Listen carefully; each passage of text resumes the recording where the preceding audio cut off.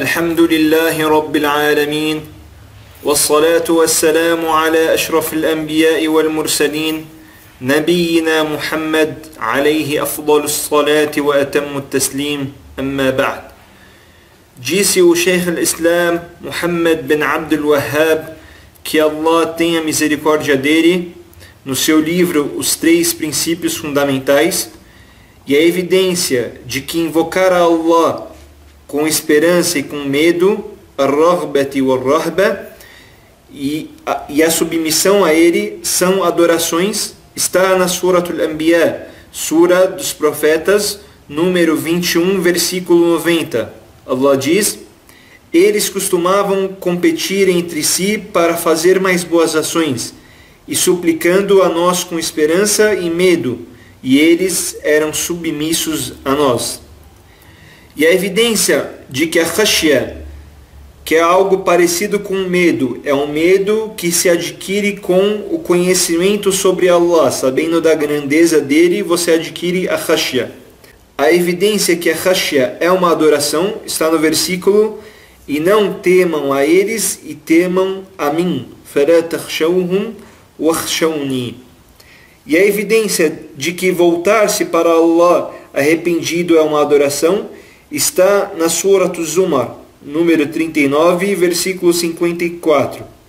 E retornem ao Senhor de vocês arrependidos e se submetam a Ele. E a evidência de que o pedido de ajuda é uma adoração está na primeira sura do Alcorão Sagrado, Suratul Fatiha, versículo 5.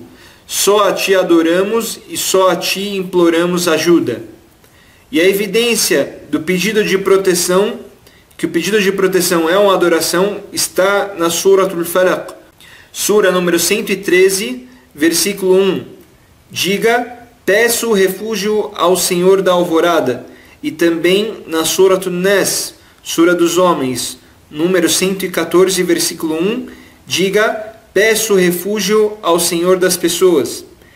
E a evidência de que o pedido de socorro é uma adoração está na Suratul Anfal, número 8, versículo 9. Quando vocês pediram socorro do Senhor de vocês, e Ele vos atendeu dizendo: de fato, eu reforçarei vocês com milhares de anjos, seguidos um do outro. E a evidência que o sacrifício é uma adoração está na Suratul An'am, número 6, versículo 162. Diga: de fato, minha oração, meu sacrifício, minha vida e minha morte pertencem a Allah, Senhor do Universo. E disse o profeta Muhammad sallallahu alaihi wasallam em um hadith correto: Allah amaldiçoou quem sacrificou sem ser por Allah, ou quem sacrifica sem ser por Allah. A evidência de que fazer votos ou fazer promessa é também uma adoração está na Suratul Insan, sura do ser humano, número 76, versículo 7. Eles são aqueles que cumprem com seus votos e temem pelo dia que o mal estará espalhado. O autor, portanto, lembra alguns tipos de adoração que Allah nos ordenou a fazer, e devemos confirmar estas adorações com nossas ações. Por isso que Allah nos enviou os profetas, para nos ensinar a praticar estas adorações. São ações que demonstram submissão e humilhação por Allah. E tudo aquilo que você faz que agrada a Allah, que te aproxima de Allah, é chamado de adoração. E as adorações ficam em 3 lugares do nosso corpo. Há adorações que ficam no coração, como o medo de Allah, a esperança em Allah, a confiança em Allah, entre outras adorações. Outras ficam na língua, como a recordação de Allah e a súplica a Ele, e a leitura do Alcorão Sagrado, e aconselhar as coisas boas e proibir as coisas ruins. E a outra parte fica no restante do corpo, em outros membros do corpo, como a oração, o jejum, o hajj, entre outras adorações. E o muçulmano deve saber sobre cada adoração por causa de 2 coisas. A primeira é para direcionar a adoração apenas a Allah, submeter apenas a Ele, adorar apenas a Ele. A segunda coisa, para não direcionar as suas adorações, nem o mínimo que seja, para outro além de Allah. Então, direcionar sua adoração apenas a Allah é o Tawhid, a unicidade. E direcionar para outro que não seja Allah é idolatria. E o Tawhid é a base da nossa religião. E a idolatria é o que anula a nossa fé e o que faz com que nós saímos da religião. Portanto, o autor lembrou algumas das adorações. Deu 3 tipos de exemplos. Tanto a adoração que fica no coração, tanto a adoração na língua, tanto o que fica nas outras partes do corpo. Vamos agora detalhar cada adoração lembrada pelo autor nesta aula. Disse o autor: e a evidência que invocar a Allah com esperança e medo e a submissão são adorações. Isto está na Suratul Anbiya, Sura dos Profetas, número 21, versículo 90. Eles costumavam competir entre si para fazer mais boas ações, e suplicando a nós com esperança e medo, e eles eram submissos a nós. A invocação a Allah com esperança e com medo e a submissão são 3 adorações, que vieram no mesmo versículo mostrando a característica dos profetas. Que a paz e a bênção de Allah estejam com todos eles. Este é um elogio a todos os profetas e uma evidência de que Allah gosta destas ações e que estas ações são adorações e devem ser direcionadas apenas a Allah, louvado seja. Essas 3 adorações estão no coração. A primeira, Ar-Raghba.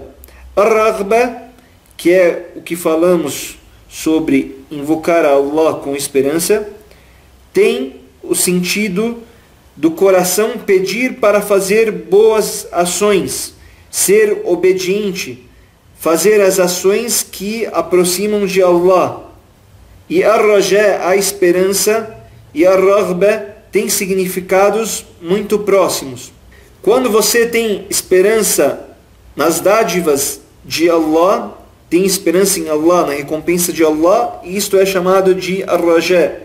E quando você pede por esta recompensa, faz algo esperando por esta recompensa, e a partir do momento que você pede, então isso é fruto da Ar-Raghba. E quando você pede, virou Ar-Raghba. Então, Ar-Raghba é o fruto de Ar-Raja. Ar-Raja, como você tem esperança em Allah, da dádiva de Allah, da recompensa de Allah, acaba se tornando Ar-Raghba, que é quando você pede por esta recompensa, quando você vai atrás desta recompensa. Pois se você tem esperança que Allah irá te ajudar, aí sim você irá pedir, suplicar a Allah. Então isso nos mostra a diferença de Ar-Raghba e Ar-Raja. Depois vem Ar-Rahba, que traduzimos como invocar com medo. Ar-Rahba, o sentido de Ar-Rahba, quando você faz todo o esforço para fugir de algo, pois você tem medo da ira de Allah, e quer fugir da ira de Allah, quer fugir da anulação de seus atos, isso se chama Ar-Rahba. Portanto, Ar-Raghba, quando você espera algo, está incentivado pela recompensa de Allah, pela misericórdia de Allah, pelo perdão de Allah. E Ar-Rahba, quando você se afasta de algo pelo medo da ira de Allah, do castigo de Allah. E todas as nossas ações devem estar de acordo com essas 2 adorações, tanto Ar-Rahba como Ar-Raghba.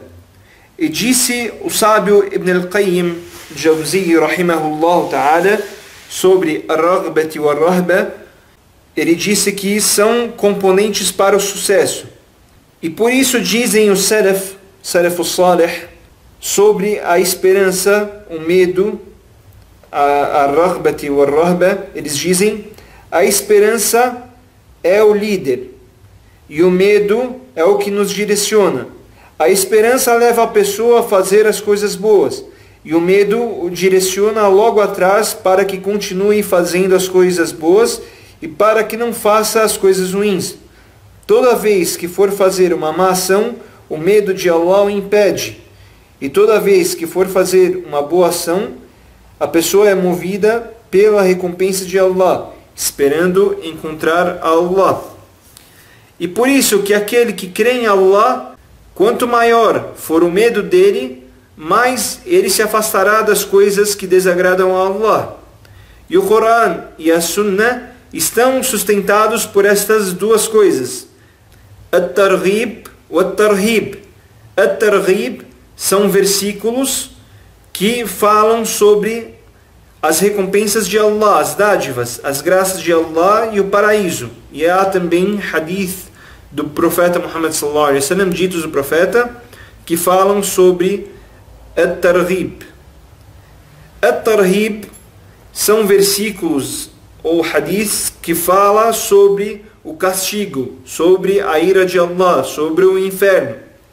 E muitas vezes no Alcorão Sagrado os versículos que falam sobre castigo, sobre a ira de Allah, também fala sobre recompensa, paraíso. Às vezes estão no mesmo versículo, às vezes o versículo do castigo está do lado do versículo que fala sobre o paraíso.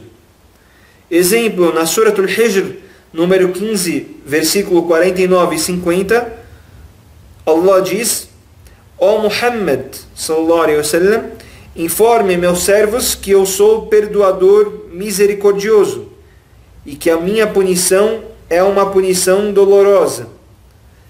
Se analisarmos, o primeiro versículo mexe com a esperança da misericórdia de Allah no seu coração. O segundo mexe com medo no seu coração. Portanto, ar-raghba faz com que você se sinta esperançoso, incentivando a fazer as boas ações, e ar-rahba faz com que você tenha medo e se afaste das más ações. Veja o exemplo da sura que todo muçulmano deve ler 17 vezes por dia, que é a sura que lemos em todas as nossas 5 orações diárias. Quando você lê Ar-Rahman Ar-Rahim, ou misericordioso ou misericordiador. Este versículo indica que a misericórdia de Allah é extensa e chega a todos os seres vivos. Depois vem Malik Yawmiddin, soberano, dono do dia do juízo final. Portanto, o primeiro versículo mexe com a nossa esperança em Allah, ficamos incentivados pela misericórdia de Allah. E o segundo, ficamos com medo por lembrar do aterrorizante dia que é o dia do juízo final, e que Allah faça com que este dia seja um dia tranquilo para nós. Por isso, os sábios dizem que o amor, a esperança e o medo são pilares no coração para todas as adorações. Estes 3 elementos devem estar presentes em todas as nossas adorações.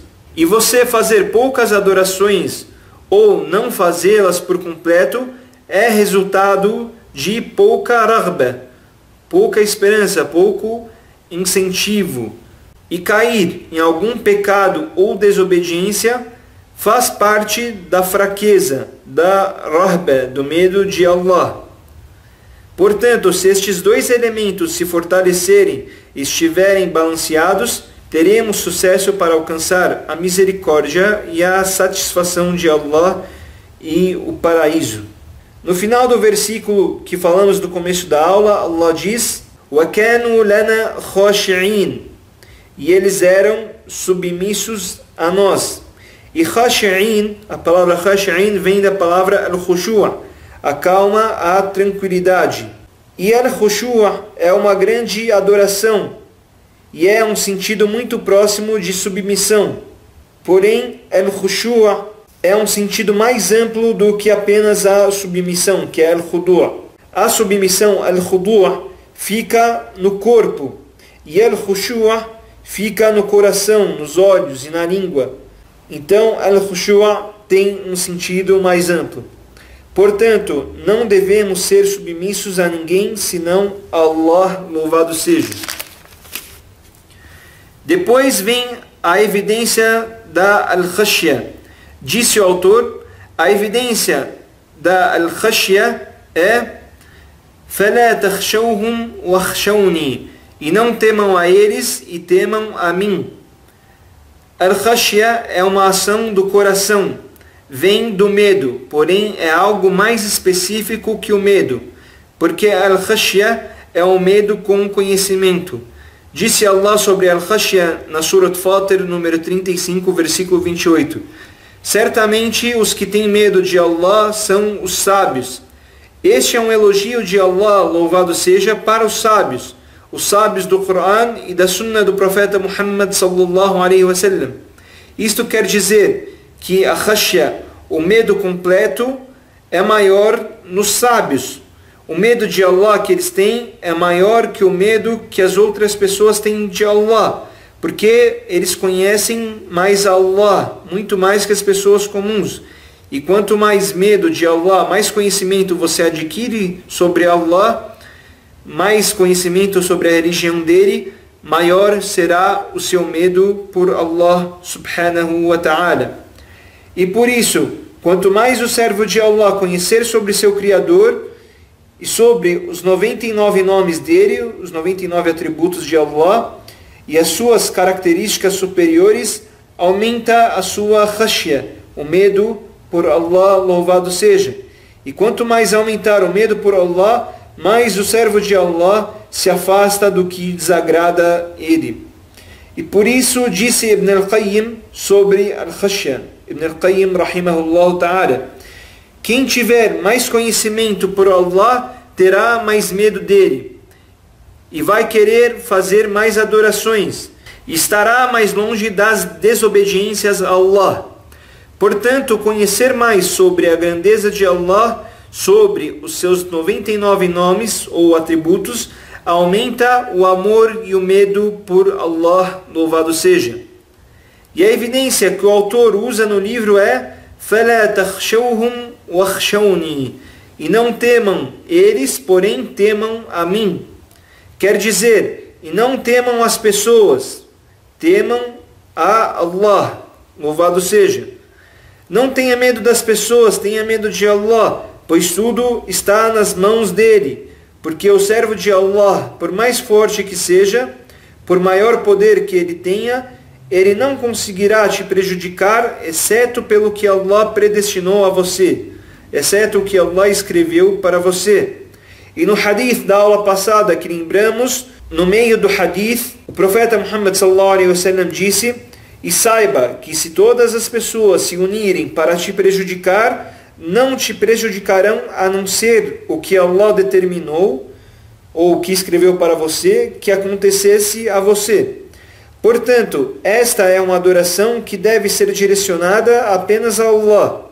Agora falando de outra adoração, e a evidência de que voltar-se para Allah arrependido, al-inaba, é uma adoração, está no versículo 54 da Surat Az-Zumar, número 39. وَأَنِيبُوا إِلَىٰ رَبِّكُمْ وَأَسْلِمُوا لَهُ مِنْ قَبْلِ أَنْ يَأْتِيَكُمُ الْعَذَابُ ثُمَّ لَا تُنْصَرُونَ.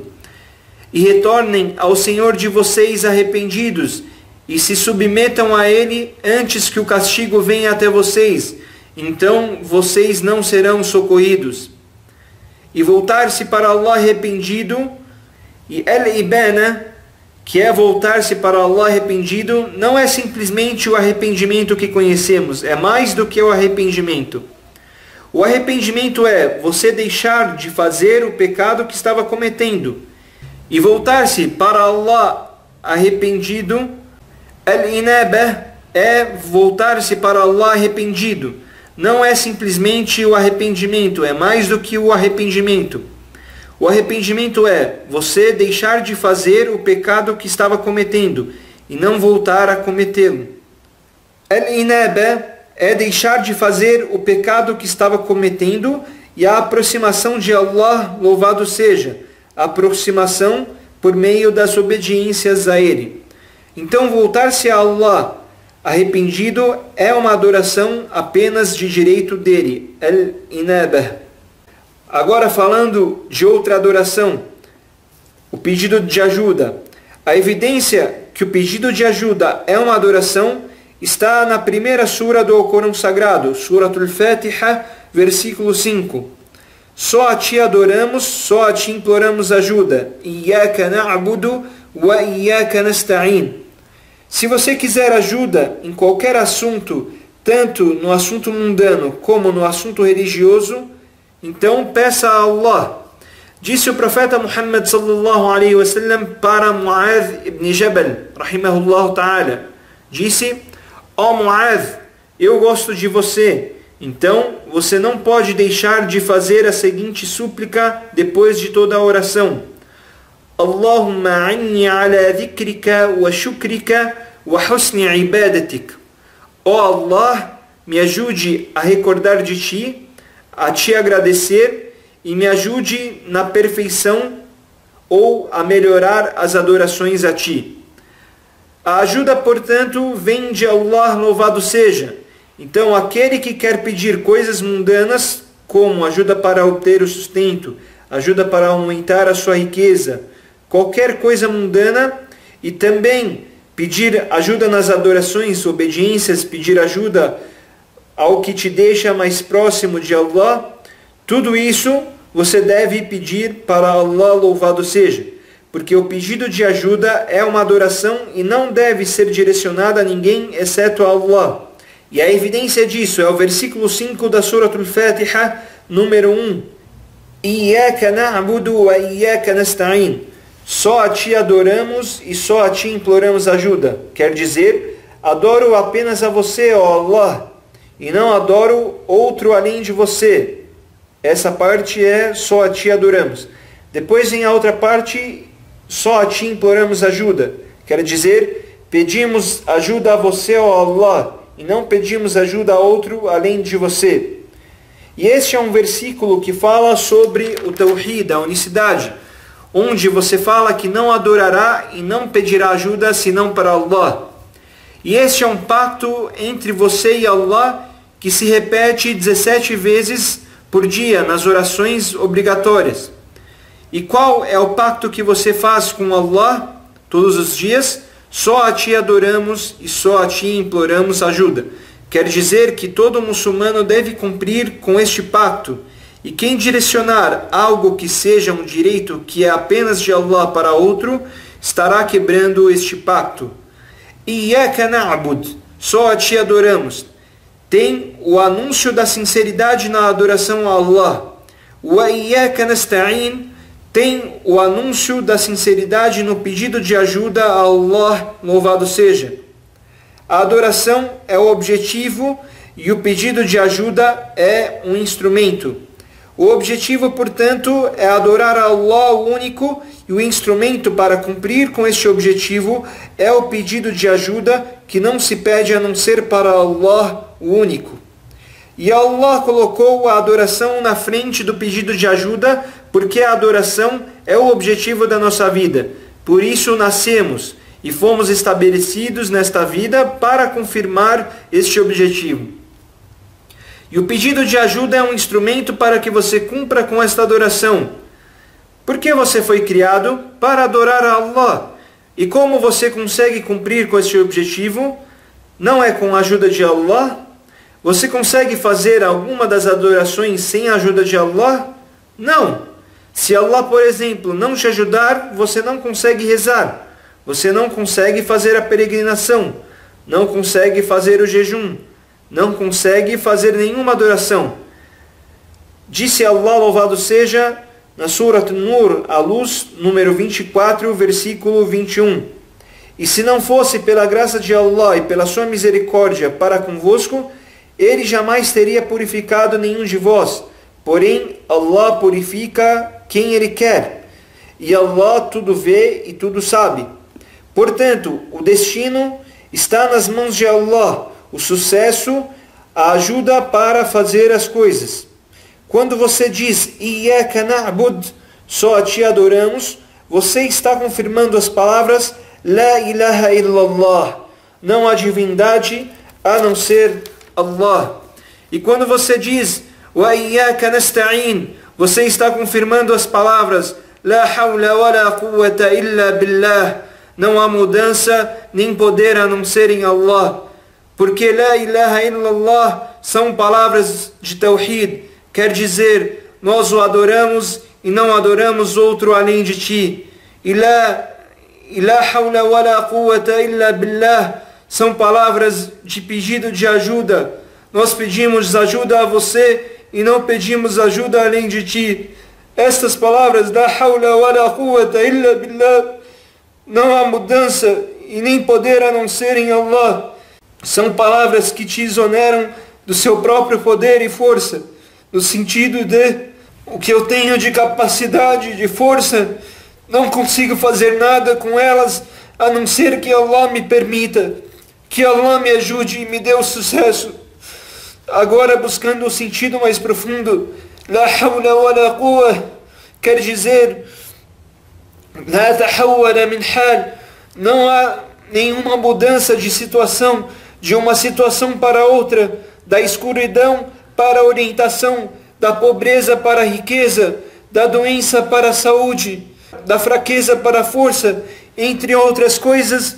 Nenhum estado, condição, situação muda a não ser pela vontade de Allah.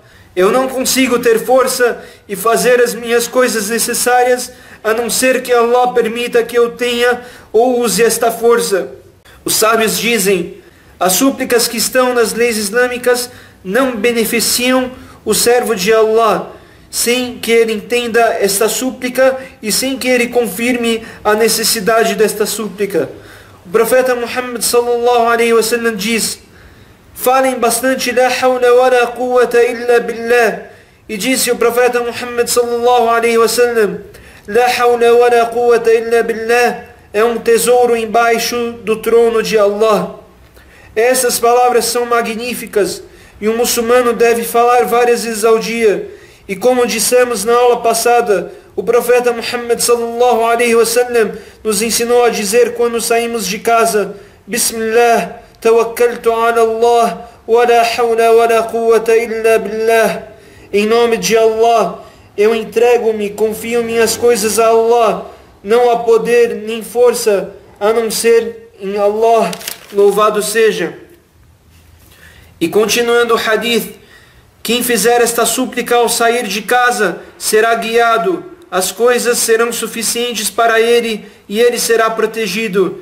E disse o Shaitan, Satanás, para outro Shaitan: como você terá o caminho de uma pessoa, como você conseguirá entrar no caminho dela se ela for guiada, se as coisas forem suficientes para ela e se ela for protegida?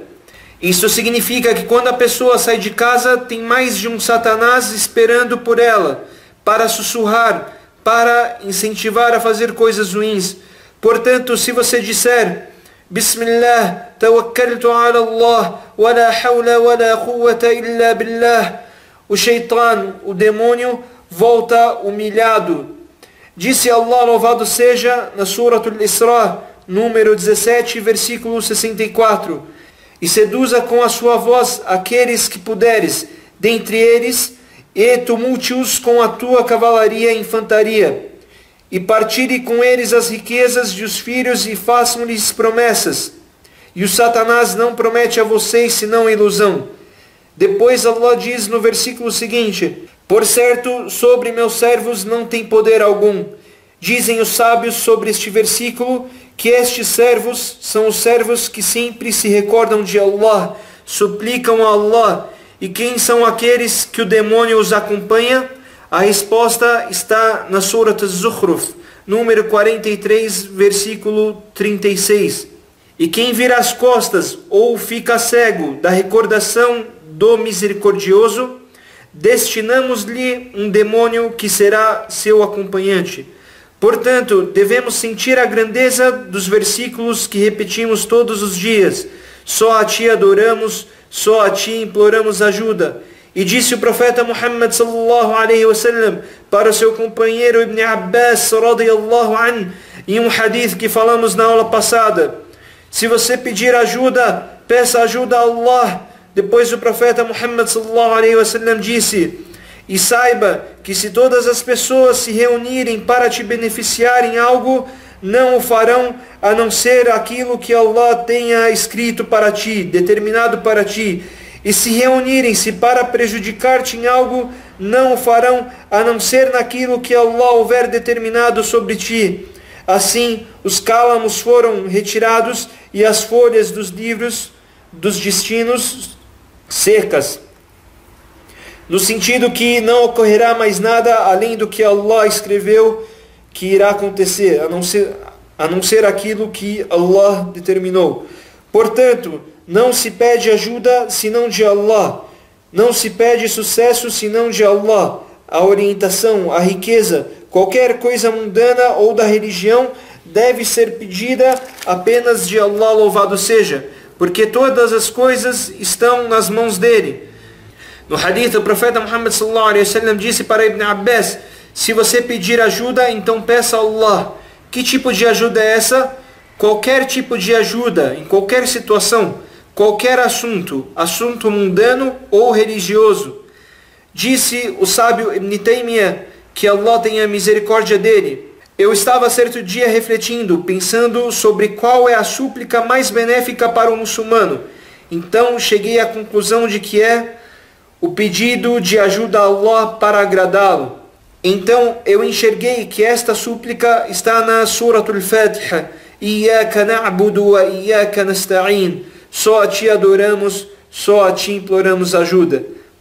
Portanto, a súplica mais importante, por mais que você procure, é a súplica em que você pede ajuda para agradar a Allah. Você pede para que Allah o ajude para confirmar o objetivo pelo qual você foi criado, que é adorá-lo. Agora, falando de outra adoração, o pedido de proteção. Disse o autor do livro que a evidência de que o pedido de proteção é uma adoração está na Suratul Falaq, número 113, versículo 1. Diga: peço refúgio ao Senhor da Alvorada. E em outro versículo, na Suratul Nas, número 114, versículo 1, diga: peço refúgio ao Senhor das pessoas. O pedido de proteção é o pedido de proteção de algo que você tem medo. E é também o refúgio contra algo que você tem medo, para quem te livra e te salva e te protege daquilo que você tem medo. Portanto, o pedido de proteção é uma adoração. E é o pedido de proteção de tudo aquilo que você tem medo. O profeta Muhammad sallallahu alaihi wasallam falava em sua súplica: ó Allah, Senhor dos 7 céus, e Senhor da terra, e Senhor do magnífico trono, meu Senhor, e Senhor e dono de todas as coisas, é o que faz fender os grãos e caroços, que fez descer a Torá, o Evangelho e o Alcorão. Peço proteção a ti sobre todas as criaturas, você que as segura pela parte frontal da cabeça. E qualquer coisa que a pessoa tiver medo, ela deve se direcionar a Allah Todo-Poderoso. Há um hadith do profeta Muhammad sallallahu alaihi wasallam que relata que quando ele tinha medo de algum povo, ele dizia: ó Allah, nós colocamos você na frente deles, ou seja, nos defendendo, e pedimos proteção do mal deles. Então, se um muçulmano tiver medo do inimigo, do shaitan, do Satanás, como Allah diz no Alcorão Sagrado, e se o shaitan, Satanás, vier te incitar com uma má ideia, má sugestão, com algo que irá te desviar, então peça proteção a Allah, pois Ele tudo ouve e tudo sabe. Tem também a última sura do Alcorão Sagrado, que Allah diz: diga, peço refúgio ao Senhor das pessoas. Se irmos até o final da surata, contra o mal dos sussurros e do Khannas.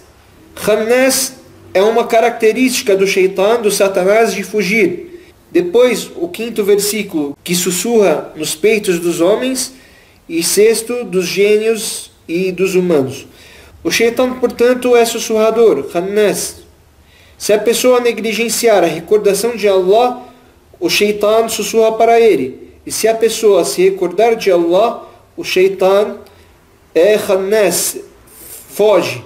Por isso o muçulmano deve estar sempre pedindo proteção a Allah, Portanto, o pedido de proteção é uma adoração. Você pede proteção a Allah Todo-Poderoso contra o Shaitan. Pede proteção de todas as criaturas de Allah. Pede proteção de todas as criaturas que Allah segura pela parte frontal da cabeça. Pede proteção contra o seu próprio mal, o mal da sua audição, da sua visão e etc. Tudo que você tiver medo que irá te prejudicar, peça proteção a Allah. Pois se você pedir proteção a Allah, Ele o ajudará, pois Ele é o protetor, e a Ele nos voltamos. E não nos submetemos, senão a Ele. E o autor lembra de 2 versículos como evidência, que são os 2 primeiros versículos das 2 últimas suratas do Alcorão Sagrado. Suratul Falaq. Diga, peço refúgio ao Senhor da Alvorada. E Suratul Nas. Diga, peço refúgio ao Senhor das pessoas. E foi relatado que o profeta Muhammad sallallahu alaihi wasallam não pediu tanta proteção como a proteção a Allah recitando estas 2 suratas. Suratul Nas e Suratul Falaq, número 113 e 114. Portanto, estas 2 suratas são as melhores palavras para a pessoa pedir proteção a Allah de todo mal. E é bom o muçulmano manter o hábito de recitar estas suratas depois de cada oração e falar ao amanhecer e ao anoitecer 3 vezes cada uma dessas suratas. 3 vezes quando acordar de manhã e 3 vezes à noite, antes de dormir ou ao anoitecer. E nada o prejudicará, a pessoa estará protegida por Allah, louvado seja. Não se aproxima da pessoa nenhum Satanás maldito. Allah o protege dos demônios, daqueles que fazem magia, do mal que a pessoa tem medo. Isso tudo porque a pessoa pediu ajuda, proteção a Allah. E Allah é o maior protetor e é o mais misericordioso. Agora falando sobre o pedido de socorro, al-ighatha, é uma adoração. Certa vez o profeta Muhammad sallallahu alaihi wasallam estava fazendo um sermão, então entrou um beduíno e ele reclamou sobre a seca ao profeta Muhammad sallallahu alaihi wasallam e pediu para que fizesse descer a água sobre eles. Então o profeta Muhammad sallallahu alaihi wasallam levantou as suas mãos e disse: Allahumma aghithna, ó Allah, peço a ti que faça descer a água sobre nós. Portanto, al-istighatha é o pedido de socorro. E al-istighatha vem de al-ghawth, que se divide em 2 coisas. É o pedido de socorro com chuva ou o pedido de socorro contra um inimigo, para que Allah faça com que vença sobre seu inimigo. Na batalha de Badr, quando se encontraram os 2 exércitos, o exército dos muçulmanos, que tinha falta de armas e poucas pessoas, contra o exército dos idólatras, e eles estavam em grande quantidade e tinham muitas armas. Então, quando os 2 exércitos ficaram enfileirados de frente a frente, o profeta Muhammad sallallahu alaihi wasallam pediu socorro a Allah, para que Allah desse a vitória aos muçulmanos. Então Allah socorreu os muçulmanos e fez com que vencessem contra o inimigo. E Allah desceu neste momento da guerra um versículo para ficar de lição para nós. Allah louvado seja disse na Suratul Anfal, número 8, versículo 5: quando vocês pediram socorro do Senhor de vocês, e Ele vos atendeu dizendo: de fato, eu reforçarei vocês com milhares de anjos seguidos um do outro. Portanto, naquela situação difícil, os muçulmanos pediram socorro a Allah, e Allah atendeu enviando um exército de anjos. Isso mostra que o pedido de socorro deve ser apenas para Allah, louvado seja. O profeta Muhammad sallallahu alaihi wasallam é um servo de Allah, que pede socorro a Allah, e não se deve pedir socorro ao profeta Muhammad sallallahu alaihi wasallam. O socorro deve ser pedido apenas de Allah. Há algumas pessoas que estão desviadas que dizem: ó socorredor dos socorredores, ó aquele que dá a saída para aqueles que estão em dificuldade. Isso tudo se direcionando ao profeta Muhammad sallallahu alaihi wasallam. Portanto, devemos colocar na cabeça que o profeta Muhammad sallallahu alaihi wasallam é um servo de Allah e que não se deve pedir socorro ao profeta, Se for pedir socorro, apenas a Allah. Quem pedir socorro a outro que não seja Allah, estará caindo em idolatria.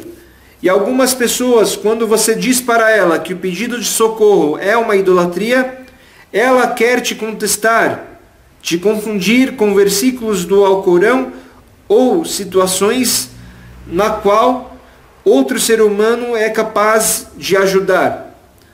E tem que saber diferenciar bem entre estas duas situações, sobre o que você pode pedir socorro, sobre a situação que você pode pedir socorro a um ser humano porque está ao alcance dele, como quando você está se afogando e tem uma pessoa do seu lado e você diz, me socorra, me ajude, me salve. Isso é algo que a pessoa que está do seu lado tem a capacidade de fazer, além de ele estar presente. E no Corão foi revelado a história quando Moisés, que a paz de Allah esteja com ele, entrou na cidade e encontrou 2 homens brigando, um de seu grupo e outro que fazia parte do seu inimigo. Então, como revelado por Allah na Surah Al-Qasas, número 28, versículo 15, então o homem que era de seu grupo pediu ajuda a ele, Moisés, contra o inimigo. Então Moisés o atacou e matou ele, sem intenção, devido à força que Moisés tinha e não sabia que tinha ainda. Então, pedir socorro a alguém pode, desde que esta pessoa esteja viva, presente, e desde que tenha a capacidade de te ajudar, de te socorrer. Vamos prestar atenção nestas 3 condições. A primeira é estar vivo, porque se a pessoa pedir ao morto, isso é você direcionar, submeter a outro que não seja Allah. Segunda condição, não estar ausente, estar presente. Se a pessoa pedir socorro a alguém ausente, ela teve medo desta pessoa ausente, ou recorreu a outro que não seja Allah.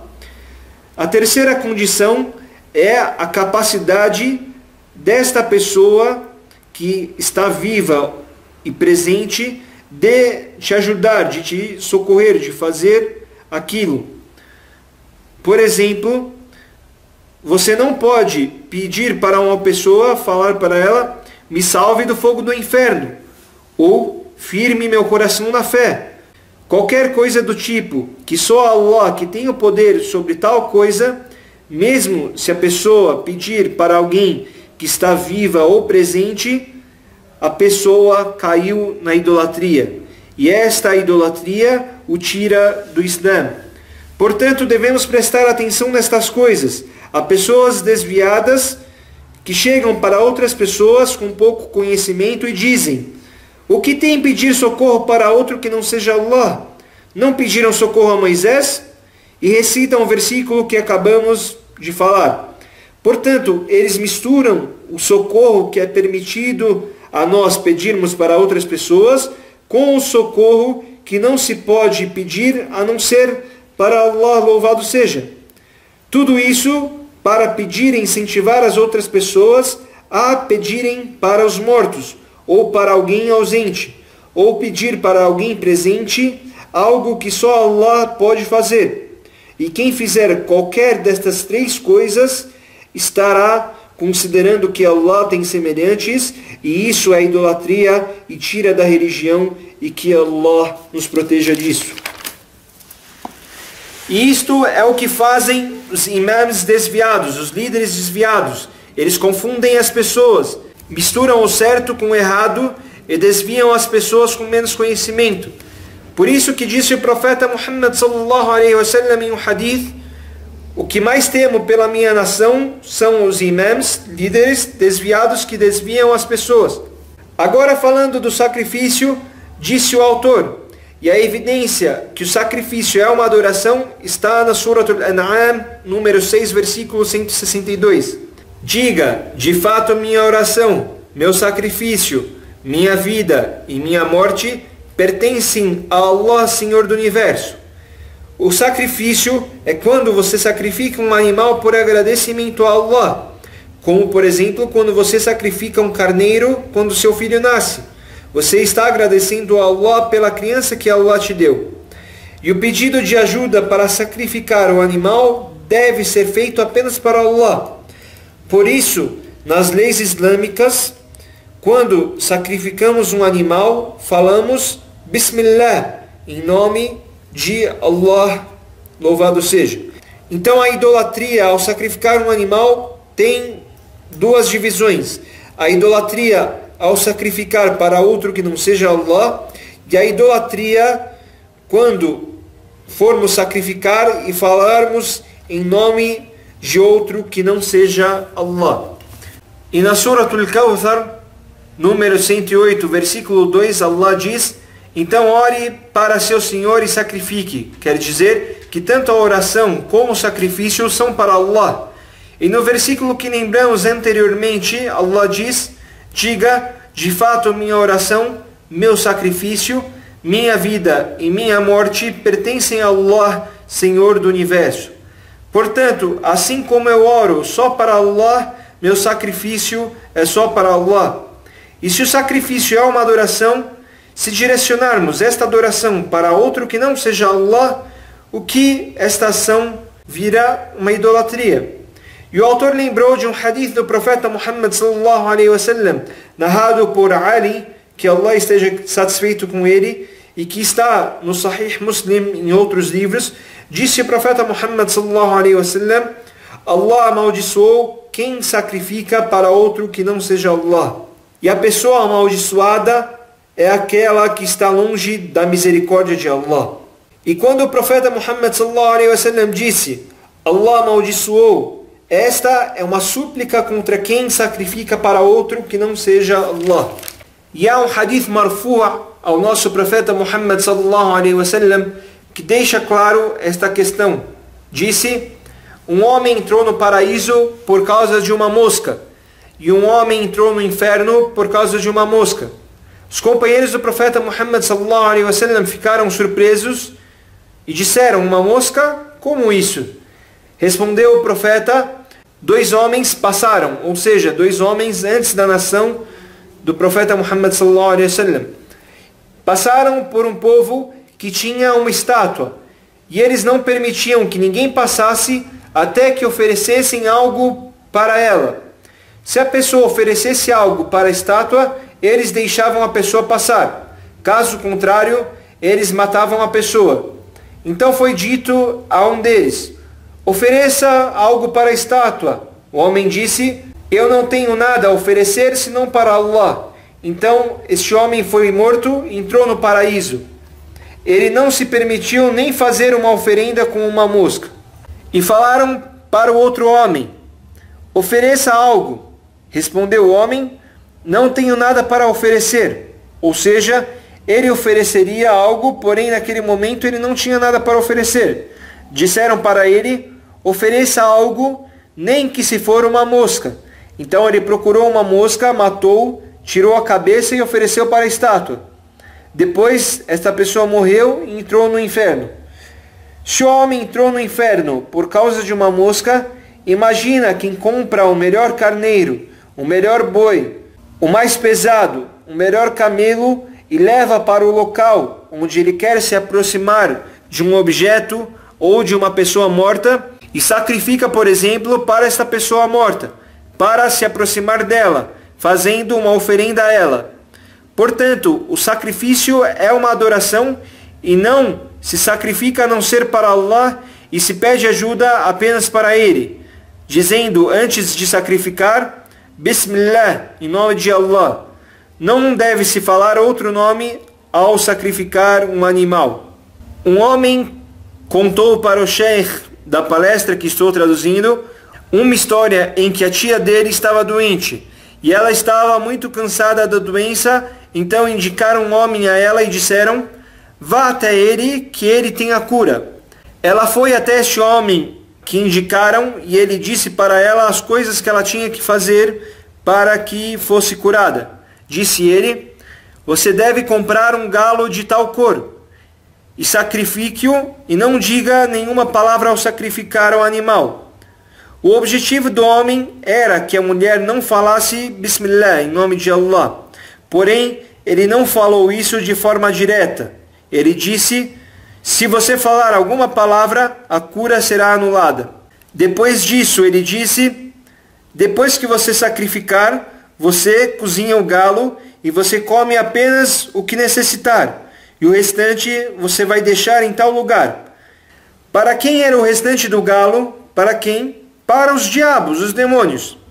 O homem não disse para a mulher: diga em nome de Allah, coma e doa o restante para os necessitados, que possivelmente com a doação Allah pode te curar e te deixar boa.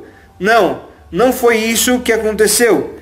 Ele disse: não lembre do nome de Allah, e ordenou que ela fizesse uma oferenda para os demônios. Tudo isso indiretamente, sem falar para ela exatamente isso.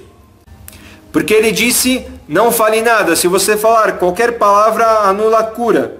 Isso porque ele não queria que ela falasse em nome de Allah. E ordenou que ela deixasse o restante deste galo em um lugar, em tal lugar. E isto era uma oferenda para o demônio, mas ele não falou que este galo que restava era para o demônio. E dessa forma fazem os divulgadores da falsidade, do desvio. Eles desviam as pessoas falando coisas indiretamente. E o autor encerra sobre o capítulo das adorações falando sobre fazer votos, an-nadhr. Fazer votos ou fazer promessa é você obrigar a você mesmo fazer algo que Allah não te obrigou. Exemplo, se alguém está doente e diz: se Allah me curar da minha doença, eu sacrificarei um carneiro. Normalmente, se a pessoa não fez votos a Allah e Allah curou a doença dela, a pessoa não é obrigada a sacrificar um carneiro.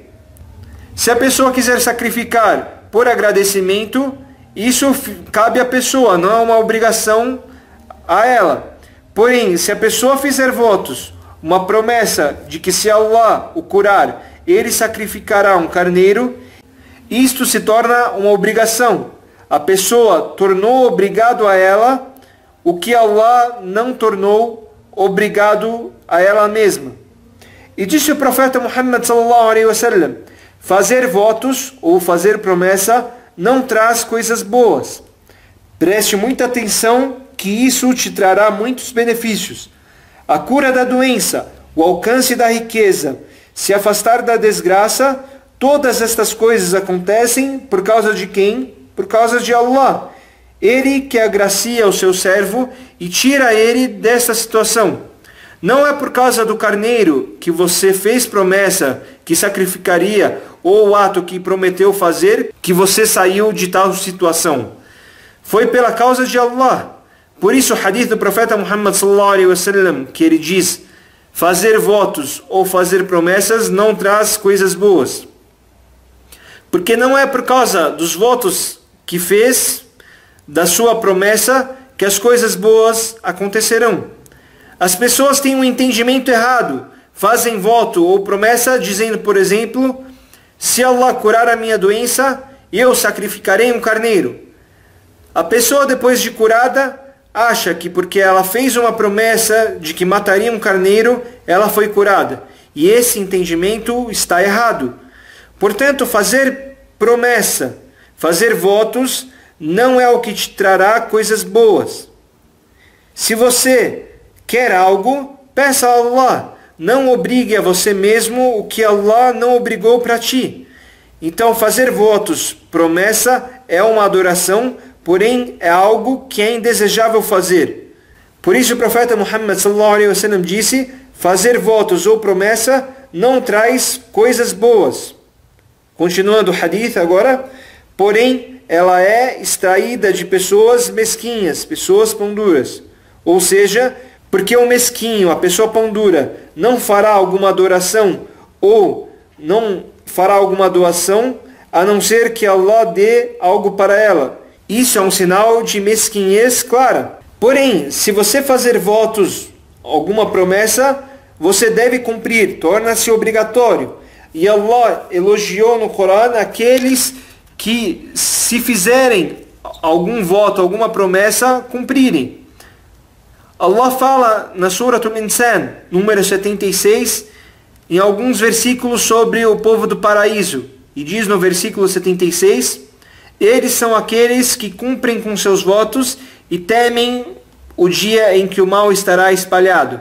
Que dia é esse? É o dia do juízo final. Então, para você ser uma das pessoas do paraíso, você deve temer o dia do juízo final e se preparar para ele, fazendo as adorações que Allah ordenou e se afastando do que Allah proibiu.